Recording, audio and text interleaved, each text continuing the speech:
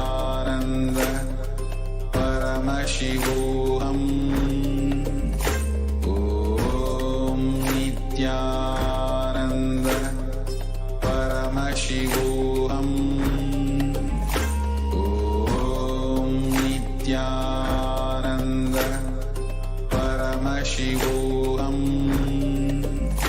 Om Nityananda Paramashivoham. Om Nityananda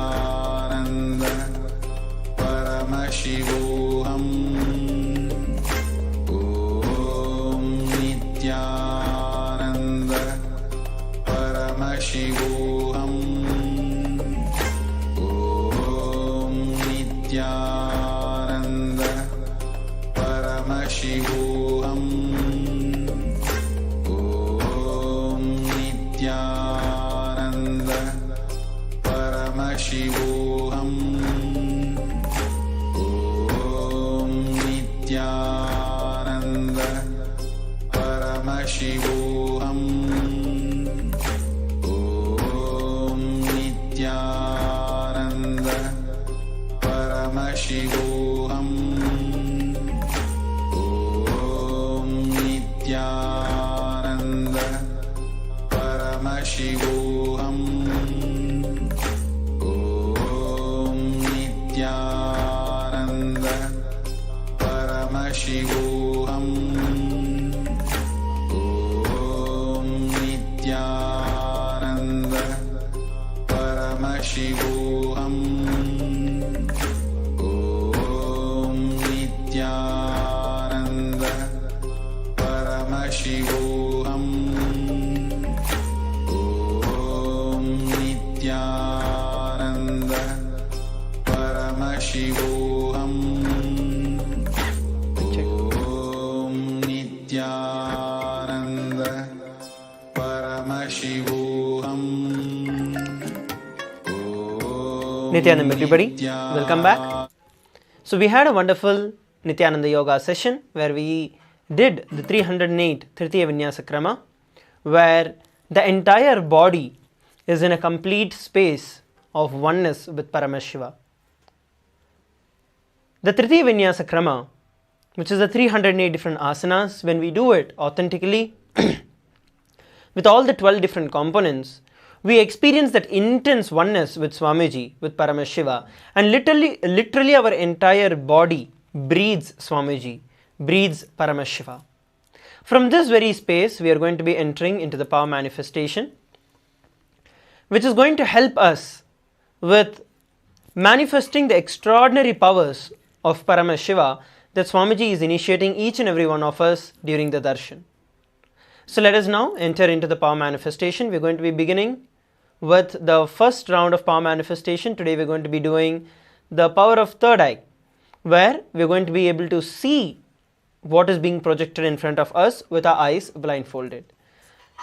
The Shastra Pramana, which is the scriptural reference for this power of third eye, is given in the Vijnana Bhairava Tantra, Sutra 34. Kapalantar nasya tishtanmilita lochanaha kramena manasodadyat lakshaye laksha uttamam. This is the verse that directly describes about this power of third eye. Let us now enter into the power manifestation. Please get yourself a pen and a paper. Get yourself a blindfold. And come and be seated. Please get yourself a blindfold and please come and be seated. Some of you are off your camera. Please turn on your camera and come and be seated. See, even if you do not have a blindfold, get yourself an opaque cloth.